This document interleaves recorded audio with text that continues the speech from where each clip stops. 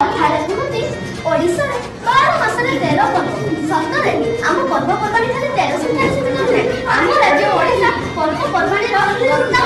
एहिपरि आम अन्य पर्व आनंद उत्साह पालन ओडिशा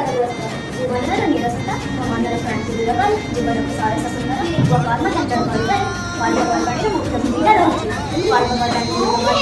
नुआखाई अरे प्रथम अन्य समर्पण करी खाइबार पर्व हेउछि नुआखाई भाद्रव मास शुक्ल पक्ष पंचमी तिथि रे एही पर्व पालन कराଯାଏ। अरे गए मास बसर केली संगे डाल खाई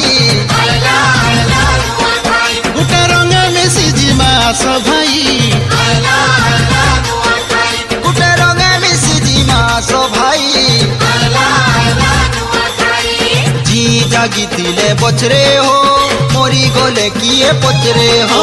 जी जागितिले बचरे।